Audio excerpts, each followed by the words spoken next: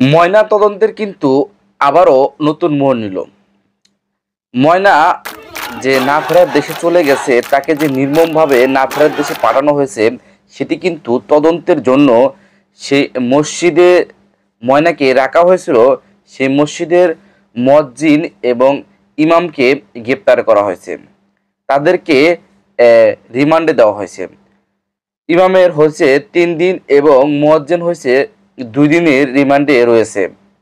তাদেরকে প্রাথমিকভাবে জিজ্ঞাসাবাদ করা হচ্ছে যে তারা কি আসলেই এই হত্যাকাণ্ডের সাথে জড়িত কিনা।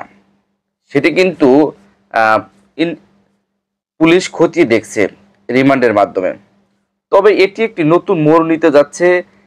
যে কেউ হত্যা করুক না কেন, এটি কিন্তু একটি পরিকল্পিত হত্যা।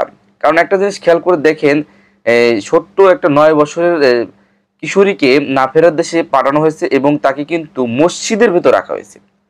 কতটা জঘন্য একটা কাজ। তবে এই ইমাম এবং মুয়াজ্জিনের যে বক্তব্য শোনা গিয়েছিল, সেখান থেকে মনে হচ্ছে যে তারা এই সমস্ত কাজ করতে পারে না।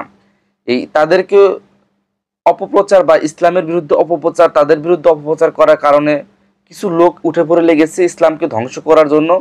সেজন্য মসজিদের ভিতর কিন্তু রাখা হয়েছে। তবে তারাও যে নিষ্পাপ সেটি কিন্তু বলা যাচ্ছে না। বর্তমান সময়ের কিন্তু প্রযুক্তি অনেক উন্নত।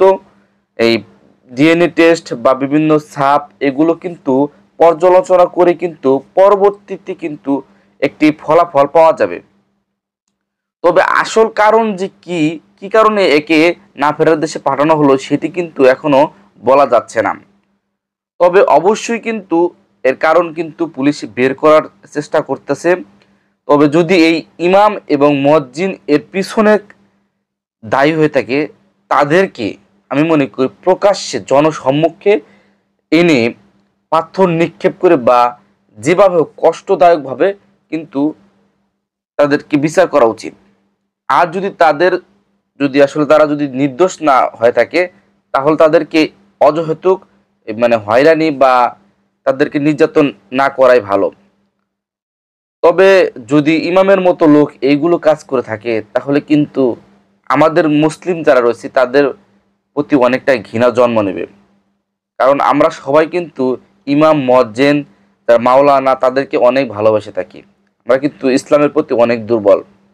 তো দেখা যাক আসল কারণটা কি, সেটি কিন্তু অবশ্যই আইনের যে লোক রয়েছে তারা কিন্তু বের করবে। তবে যেই হোক না কেন, আমরা এর সঠিক তদন্তের মাধ্যমে এর সঠিক বিচার চাই।